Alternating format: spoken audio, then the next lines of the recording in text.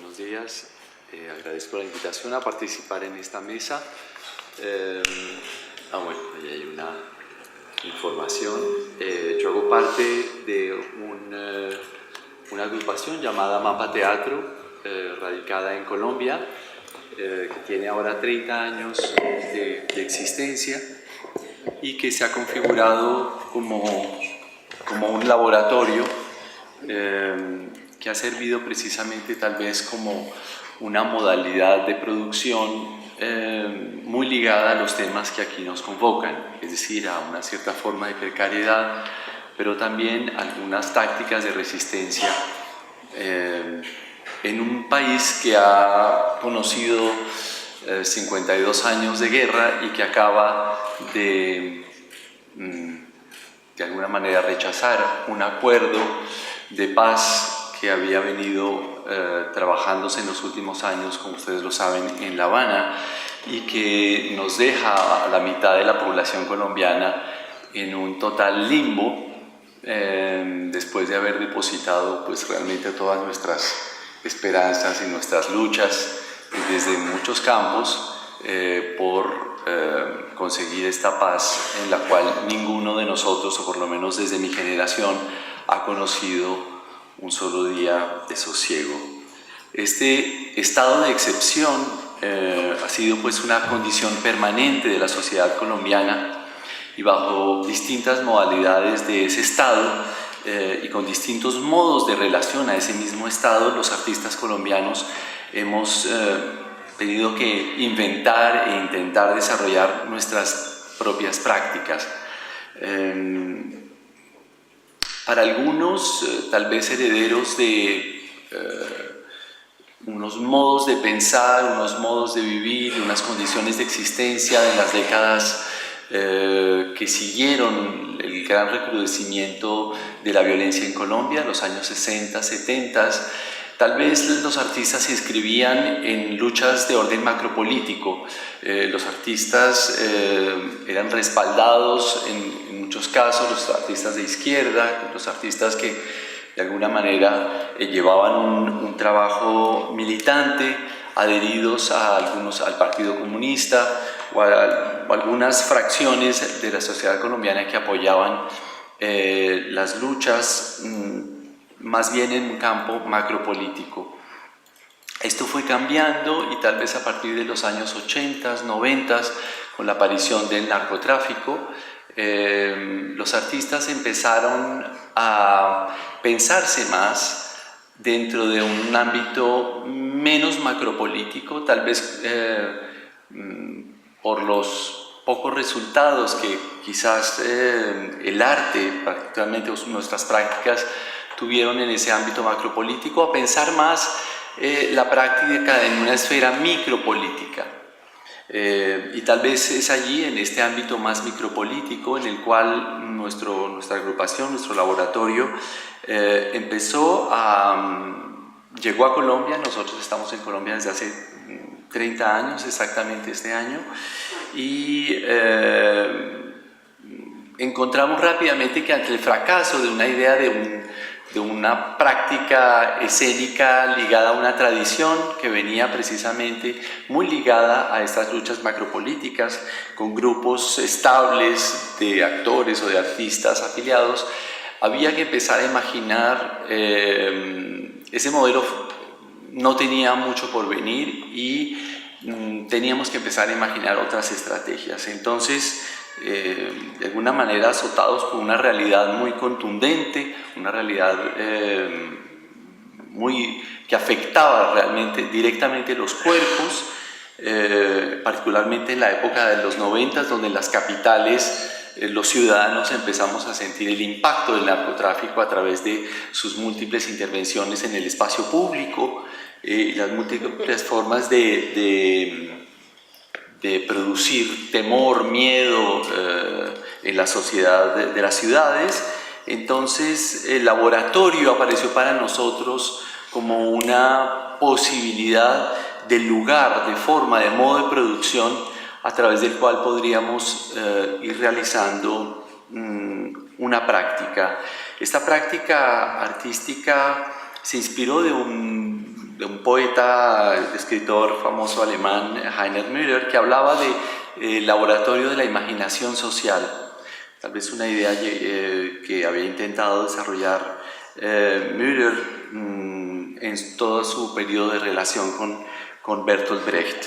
De una manera un poco antropofágica, como ha sido un poco la estrategia del continente americano de digerir, de comer, de robar, de adoptar todo aquello que pueda servir para producir un movimiento, para darle alimento a la vida. Nosotros tomamos esta idea del laboratorio de la imaginación social y la hicimos de una manera nuestra a través de la creación de unas comunidades que llamaríamos, haciendo alusión a este término de Reinaldo Ladaga, comunidades temporales, artísticas y experimentales, pero sobre todo temporales, es decir, que olvidábamos ya la idea de configurar grupos estables y más bien de trabajar por periodos limitados, a veces largos periodos, hasta 6 años llevamos en este momento, conformando estos núcleos de artistas o no artistas para desarrollar algunos proyectos.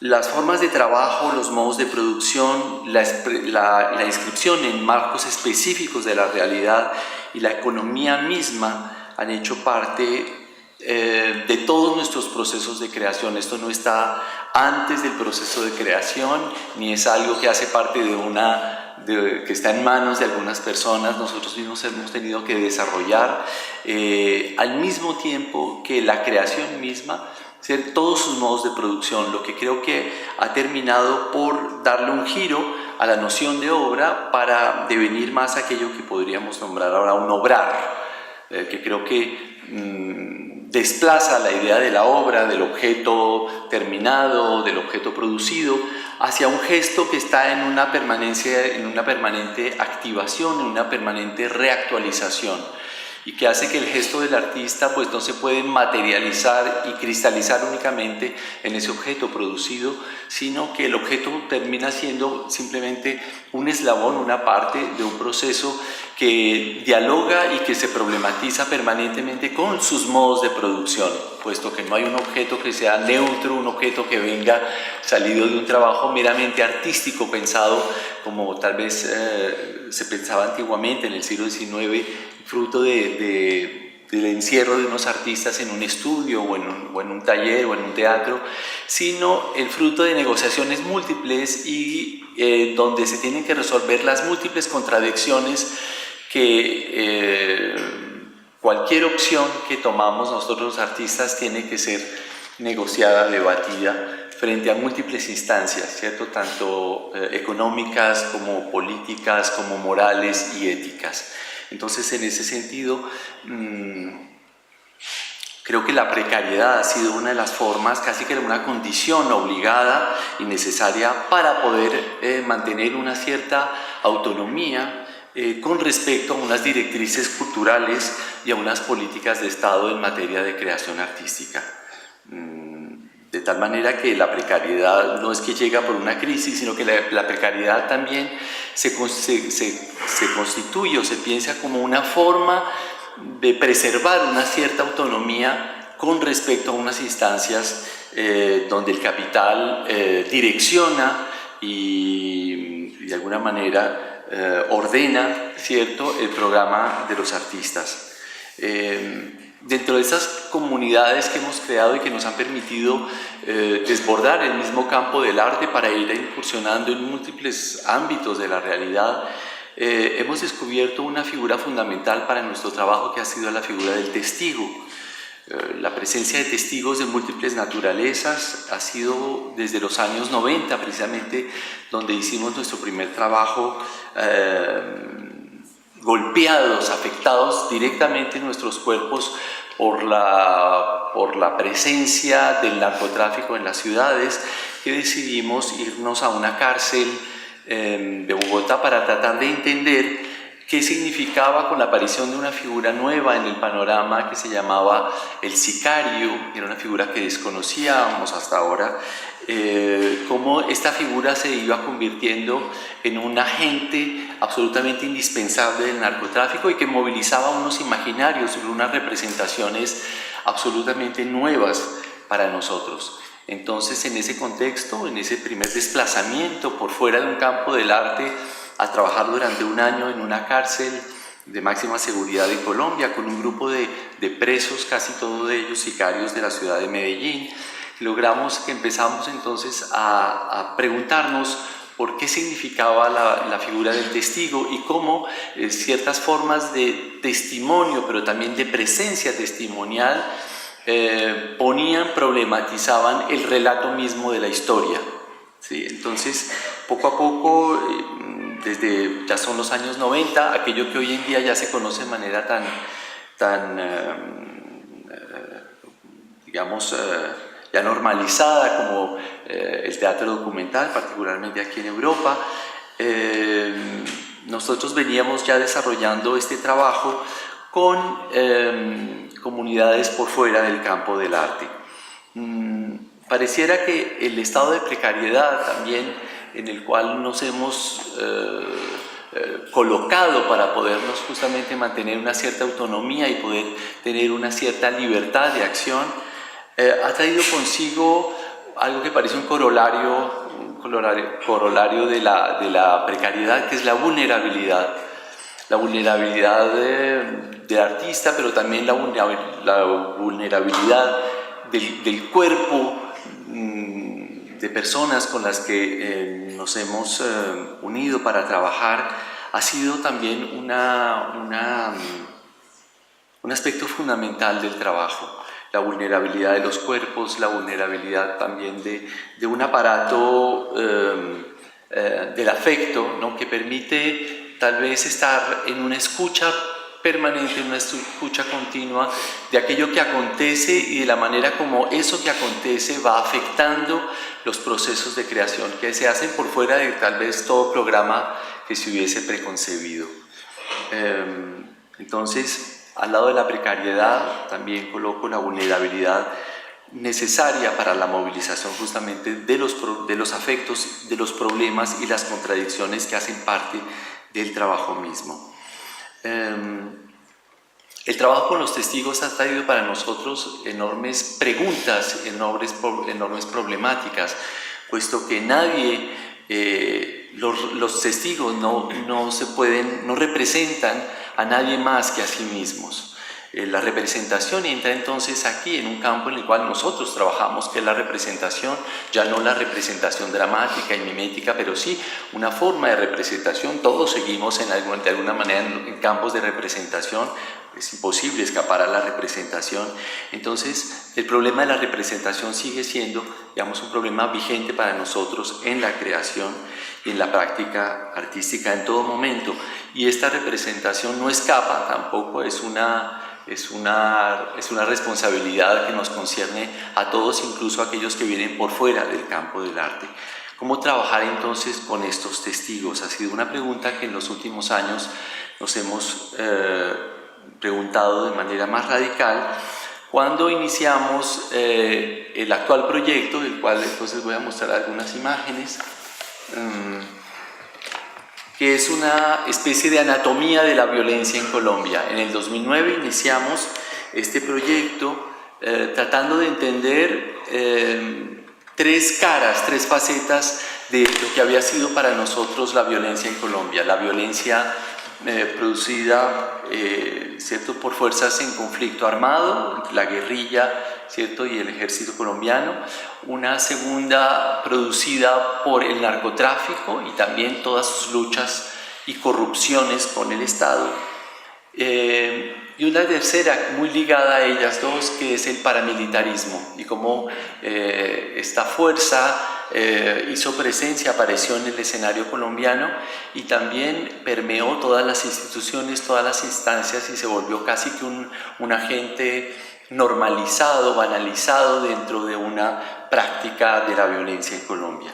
Entonces, pensando en estas tres caras de la violencia política en Colombia, decidimos trabajar y estamos trabajando hasta este momento sin un tiempo que había sido previsto inicialmente. Ya van corridos 6 años, vamos para 7 años en este proyecto, que inició entonces con una pregunta que tal vez nos concernía a nosotros como artistas, y era la relación que había en Colombia entre la violencia y la fiesta, la violencia y la celebración.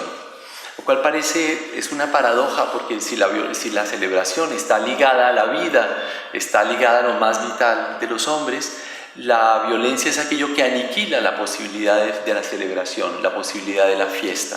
Entonces el escenario de la fiesta y de la violencia nos parecía ya un escenario problemático muy interesante. Encontramos que casi todos los asaltos de las fuerzas armadas en Colombia, tanto de guerrillas, paramilitares, incluso del mismo ejército colombiano, se habían propiciado en escenarios donde se celebraban fiestas en Colombia. Entonces eso nos llevó a estudiar, a ir de cerca, a visitar fiestas en Colombia para ver de qué modo funcionaban las fiestas como dispositivos de guerra. Entonces allí hemos hecho 3 proyectos, Los Santos Inocentes, ligado justamente tal vez a la presencia del paramilitarismo en una zona de Colombia, Discurso de un hombre decente, ligado a las fiestas del narcotráfico, y la tercera, en la cual estamos ahora, que se llama La Despedida, que es la fiesta que no ha podido arrancar, ya que, como ustedes saben, como dije al comienzo, no hemos podido sellar este acuerdo de paz todavía. Entonces en este momento estamos en ese punto de cómo resolver esta tercera fiesta.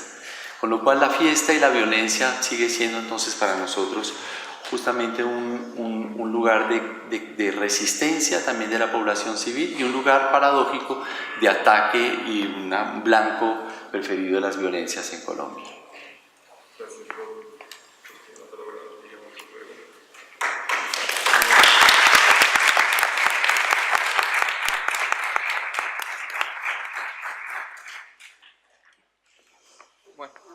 Buenos días, muchas gracias por estar aquí presentes en el primer foro de la situación 2016, dedicado a la poética de la precariedad y la violencia. Mi intervención lleva por título especular con las imágenes, con su contenido violento y con la violencia en la postproducción de las imágenes. Bien. Antes de iniciar la intervención me gustaría posicionarme diciendo que soy bastante escéptico al término precario o precariado en relación a una nueva clase social, tal y como muchos teóricos postmarxistas han identificado. Si bien es cierto que el proletariado era claramente identificable, donde había un dueño de los modos de producción, el dueño de la fábrica, y por otra parte los trabajadores, que únicamente eran propietarios de su fuerza de trabajo. Hoy día, cuando estas variables que identificaban el proletariado han sido completamente quebradas, ¿cómo podemos identificar al precario? Si tenemos aquí una cita de Ursula Huis, que creo que condensa perfectamente este término. Lo identifica como todas las formas posibles de inseguridad, de explotación flexible no garantizada, desde el empleo ilegal o de temporada a los subcontratos. Trabajadores independientes son los llamados trabajadores por cuenta propia.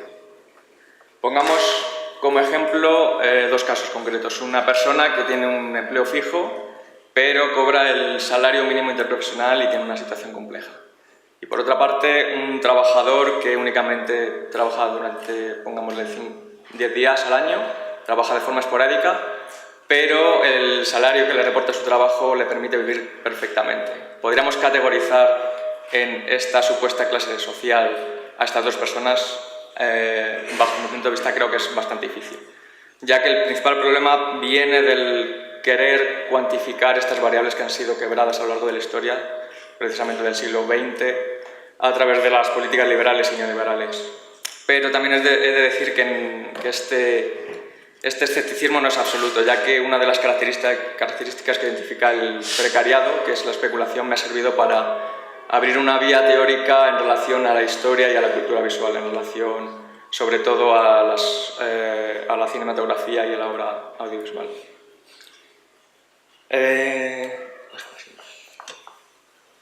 Situándonos en un contexto histórico, podríamos decir,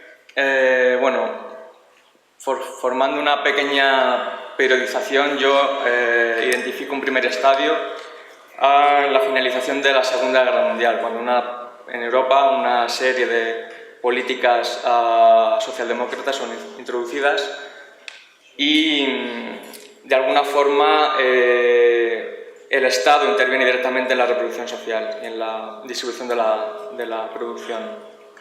A partir de los años 70 y 80, con las presidencias de Thatcher y Reagan, Reino Unido y Estados Unidos respectivamente, empiezan a introducirse en Europa estas series de políticas neoliberales que empiezan a quebrar la figura del Estado y de la socialdemocracia como tal. A pesar de que ya había sido preconizado con situaciones como las luchas de coloniales en África o el Mayo francés del 68 o algunos patrones que se habían quebrado como el patrón oro, ¿no? Que deja de ser, digamos, el patrón por excelencia macroeconómica.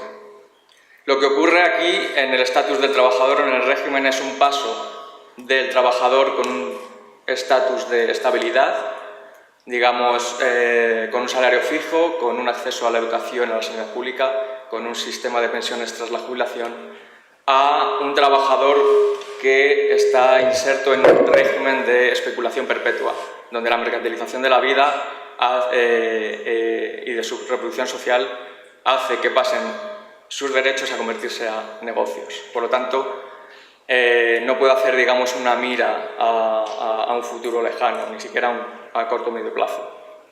Digamos que este régimen de especulación perpetua que yo he denominado lleva también intrínseco un patrón de la violencia, ya que la competitividad se transfiere y se expande a todas las esferas de la vida, tanto a la social, a la de mercado, como ya he dicho, a la cultural, a la económica, etcétera, etcétera.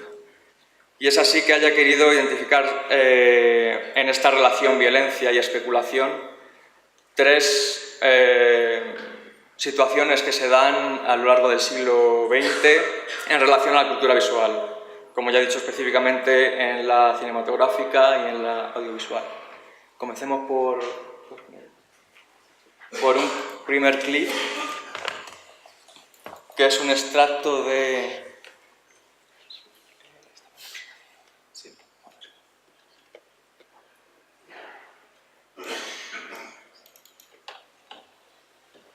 Es un extracto del Hombre con la cámara de Denis Abramovich Kauffman, más conocido como Siga Bertov, un cineasta soviético interesado en el... No, esto sería el...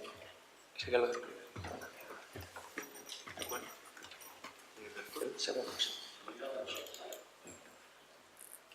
Aquí está.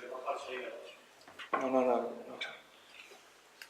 Como decía, Siga Bertov estaba interesado en el montaje cinematográfico que se alejaba de un cine de ficción caracterizado por un escenario, unos actores, una iluminación, un guión, etc. Siga Bertov se enmarcaba en un grupo llamado Kinoki, Cineojo, junto a personalidades de tanta relevancia como Yelizaveta Svilova. Para los directores de este grupo era fundamental quebrar la continuidad formal y temporal en el tiempo, para así mostrar la vida cotidiana de la sociedad de la época. Para ello tenían que alejarse de alguna forma de la subjetividad del director, de un plan preconcebido para formalizar una pieza y así poder representar de una forma documental esa sociedad, esa nueva subjetividad que nacía, en ese caso la masa proletaria.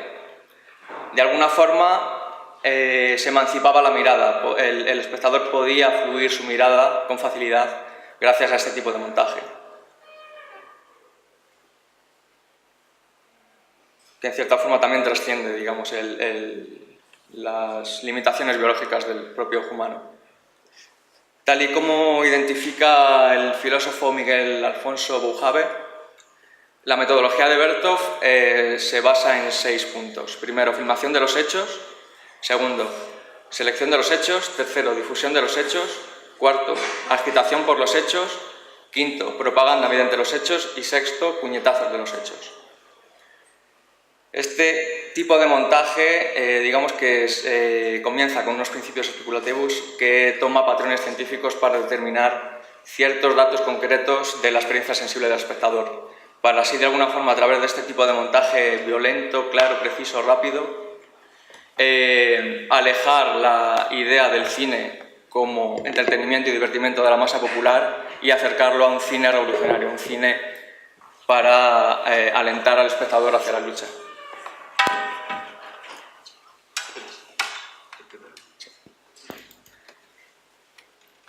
Un segundo caso que doy es los cinetrack del mayo francés del 68. Para los directores de finales de la década de los 60 en Francia, la pregunta era la misma: ¿qué significaba hacer cine? Había dos posibles respuestas. Por una parte, el cine hollywoodiense, encaminado al entretenimiento, al divertimento, a la alienación, al sometimiento a estereotipos. Y por otra parte, el cine soviético, que estaba más vinculado a una idea de la crítica, el pensar y la utilidad social.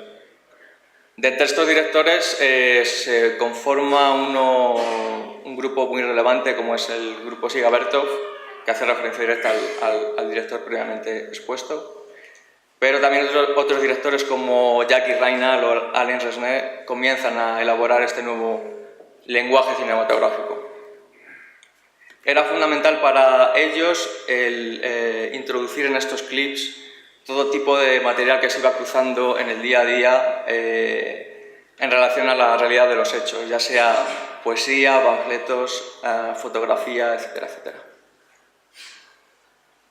Las características fundamentales eran, por una parte, la postproducción en la propia cámara, para de alguna forma difundir de forma espontánea estos clips hacia las fábricas y los estudiantes en una labor de agitación y propaganda.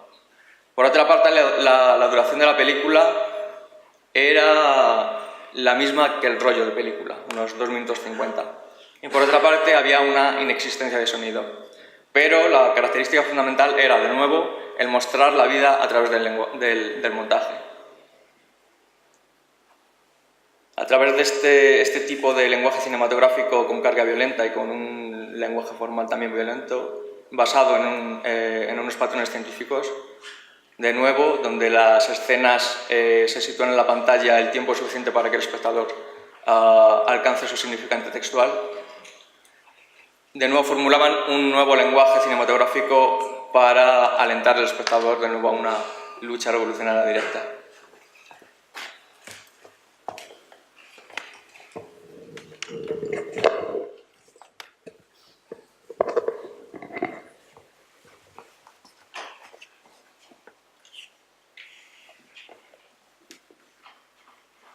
Y por último, quería presentar una obra audiovisual que presento también dentro del marco de la sección 2016, donde hago una relectura del formato del cinetrack francés del 68.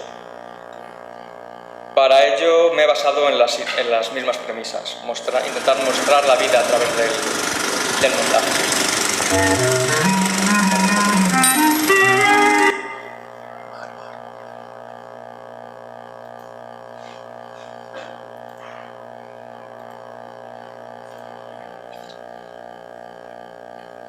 Como decía, intentar mostrar la vida a través del montaje. Para ello, esta relectura del cinetrack, del formato del cinetrack, se basa en un tema que es el de las políticas de la vivienda. Las políticas de la vivienda aplicadas no solo en un contexto local, como es en el caso de España. En este caso podemos ver en su gran mayoría imágenes de archivo del barrio de Ocharcoaga, en Bilbao. Pero no me interesaba centrarme en un ámbito local, sino también mirar cómo esas políticas de la vivienda han sido aplicadas en diferentes contextos, como por ejemplo en Irán tras la revolución del 79, en Grecia, en antigua Grecia, cómo se forma el concepto de ICOS, o a través de la Escuela de Chicago y el pensador Gary Becker, que es la principal figura en torno a este tipo de políticas de la vivienda. De las características que he querido mantener del formato del cinetrack mantengo de alguna forma la misma duración, 2 minutos con 50, porque creo que se adapta muy bien al espectador contemporáneo que vive en una situación de saturación constante de imágenes. Por otra parte, una de las características que no he querido mantener ha sido la inclusión del sonido. En este caso, creo conveniente incluir sonido, ya que si analizamos la imagen hoy día en términos epistémicos, tanto imagen como sonido se usan, digamos, a la hora de crear afectos hoy día. Por otra parte, el archivo tiene un papel fundamental y es de aquí donde quería elaborar 2 preguntas clave que quizás se puedan debatir en las posteriores mesas de debate. Y es que en una sociedad donde hoy día la difusión no está completamente, pero cada vez está más democratizada, donde hoy día somos productores de imágenes constantes, donde las redes sociales, imágenes y cada vez más violentas, todo hay que decirlo, donde las redes sociales permiten esa difusión continua. ¿Qué rol jugamos hoy como productores, nos consideremos artistas o no, dentro de la sociedad, teniendo en cuenta que la imagen está siempre marcada dentro de un contexto ideológico?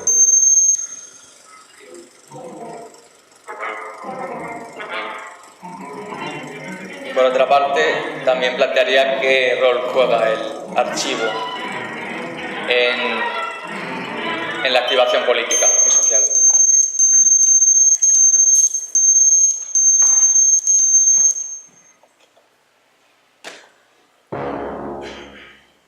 Muchas gracias.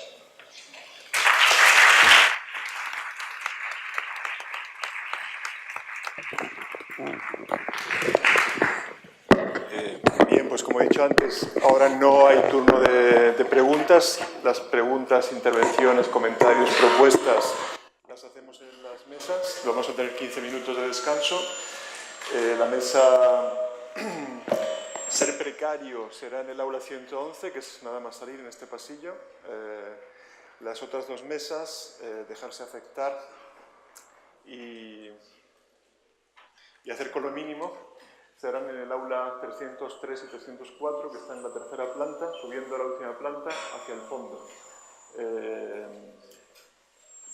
Recordar que esta tarde hay varias actividades, habrá un autobús a las 5:30 para quienes estén por aquí, porque anteriormente a las 4,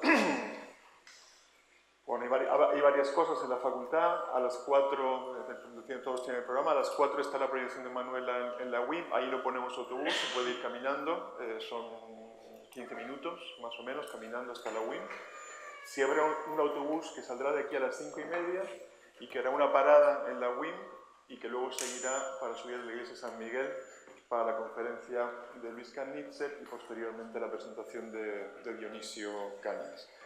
Recordar que mañana el plenario será ya directamente en la iglesia de San Miguel. Habrá también un autobús en el Hotel Torremangana a las 9:30, pero pues se puede subir también en autobús normal o se puede subir andando, cada cual como quiera. Pero vamos a intentar empezar con puntualidad a las 10, porque mañana hay mucha intensidad de debate. Si alguno de los ponentes no nos ha dado su presentación o PowerPoint, por favor que nos lo den para que podamos empezar puntualmente a las 10. Y ya mañana indicaremos dónde están los otros espacios de debate. Muchas gracias y a las 12 continuamos.